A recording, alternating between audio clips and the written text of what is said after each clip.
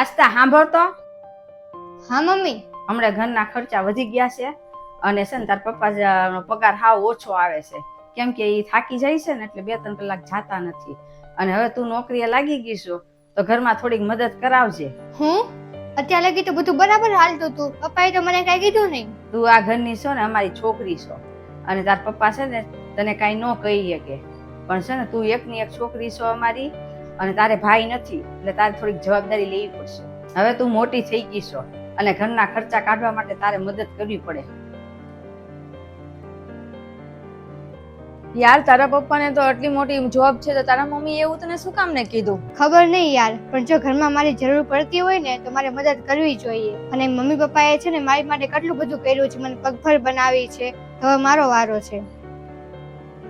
Mummy, ઘરનો ખર્ચો કેટલો થાય છે અને મારે કેટલા દેવાના રહે છે? ઘરનું કરિયાણું, દૂધ, છાશ, શાક બકાલું, ઝીણી મોટી વસ્તુ એ બધા થઈને છે ને 20,000 જેવું થાય ઘરમાં. પણ તું છે ને ખાલી 15,000 રૂપિયા આપજે. પણ મમ્મી, મારે તો પગાર જ 20,000 છે. બટા, જીવનમાં થોડુંક એડજસ્ટ કરવું પડે. જો તારે છે ને અમને ઘરમાં મદદ કરવી હોય ને તો તારે 15,000 તો અમને દેવા જ પડશે, પછી તારી મરજી.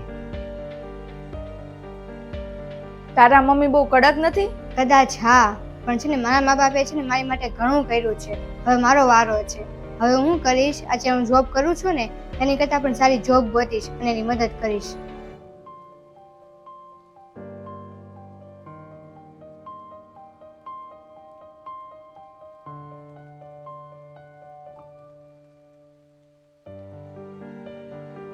મમ્મી જો, મારે જે કંપનીમાં જોબ જોતી હતી ને ત્યાં મારું સિલેક્શન થઈ ગયું અને પેકેજ બહુ સારું છે. જો વાહ બેટા, એ તો બહુ સારી વાત કહેવાય.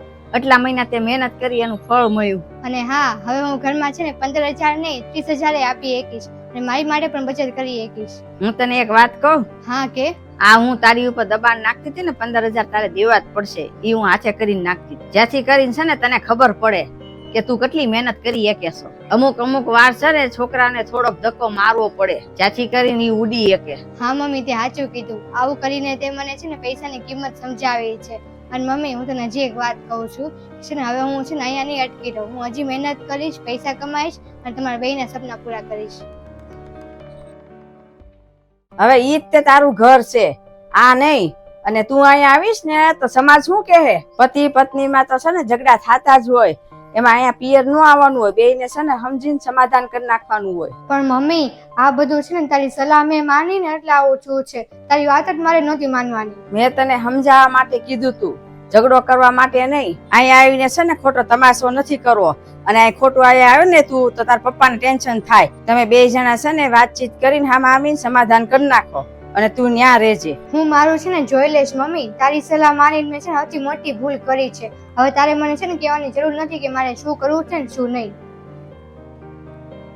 શું થાશે આ છોકરીનું?